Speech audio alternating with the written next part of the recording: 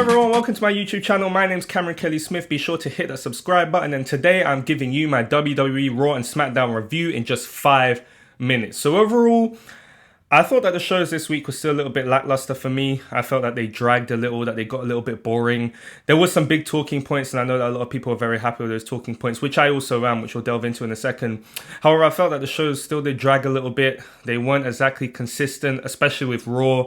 I think that with Raw, given that that show is 3 hours, you're always continuously going to be in a losing battle, because that third hour, it just sucks the life out of you, man. Like 3 hours of wrestling is hard to sit through, and 3 hours of Raw in particular, which is 3 hours, can be hard to sit through. So I think that until that third hour gets chopped off, this might be a constant complaint, which it has been already. But overall, I felt that the shows were a little bit lackluster, but there were some major talking points. Now, the SummerSlam card is beginning to shape up. I'm really excited for Rollins and Lesnar too. I feel like that's the real big match at the moment, with like a really good story going into it that a lot of us can get behind. And the rest of the card is shaping up as well. It does feel like we're getting some fresh matches, some new faces in there. I like the fact that we're getting Natalya and Becky Lynch. I like the fact that we're getting Ember Moon and Bayley, Shane McMahon and Kevin Owens. But you know, it's good that that's being chucked in there. It's being reported, well, at least there were rumors saying that we're going to get Taker and Drew. I don't know if that's still on. Looks like we're going to get Randy Orton and Kofi, which is interesting. But I'm happy that we're getting these fresh matches, because they are fresh. They're not rematches like what we had at Stomping Grounds and Extreme Rules. But the issue is that the way that some of these characters have been booked up to this point make me less enthusiastic for these matches. I.e., for example, I think Randy Orton's been stale for a long time. Kofi Kingston's kind of got a bit more stale since he won the championship. Natalya's been booked like crap for ages. I mean, Ember Moon has kind of been booked like, you know, where has she been? Kevin Owens and Shane McMahon, I really just need that match to be done and dusted with. I'm not really interested in seeing Shane McMahon wrestle. And Kevin Owens, I think, for as good as he is, needs to be doing something better.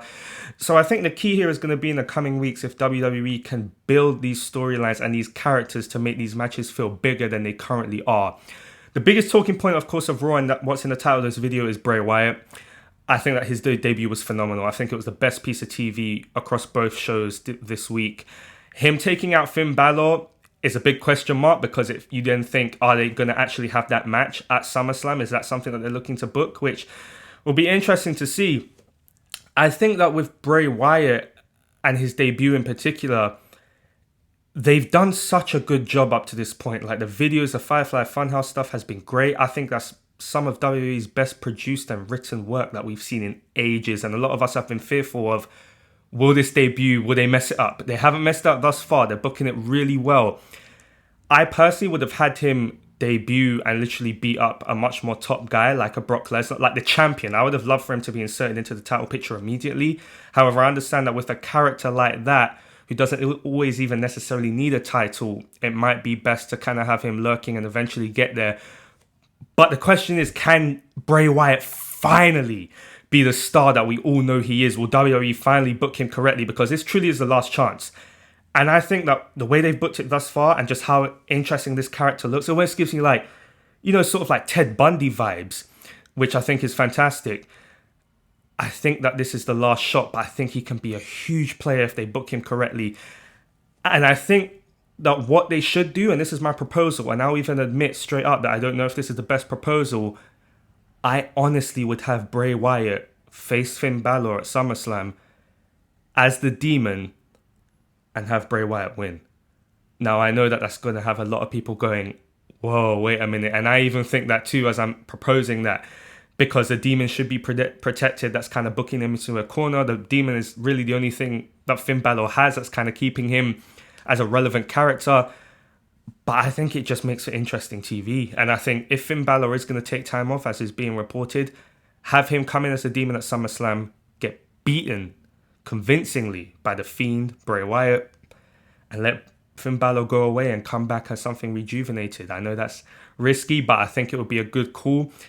And then have Bray Wyatt just go on a rampage. Book him long term. Let him be someone at WrestleMania next year, that, or the Royal Rumble that's just clearing house. Have him, book him to be a star and protect him. He doesn't need to be too overexposed, but I think that he can truly be WWE's next big star as this character. They just got to book it right. But that is the question. Can they book it right? But so far, so good. So let's see what happens at SummerSlam, and let's see what happens moving forward. It's going to be great. But anyway, guys, that's my WWE Raw and Smackdown review in just 5 minutes. If you like the content here, be sure to hit the subscribe button. I produce a wrestling video, each and every week. In addition, we have movie reviews. We just did a video in terms of MCU Marvel predictions for Phase 4. If that's something that interests you, which I will put right here in the link below in the comment section. And also there'll be a place here where you can click, so that way you can check out that video as well, either on one of the sides or the other. But anyway, that's been my WWE Raw and Smackdown review in just 5 minutes. Thank you very much for your time and have a good day.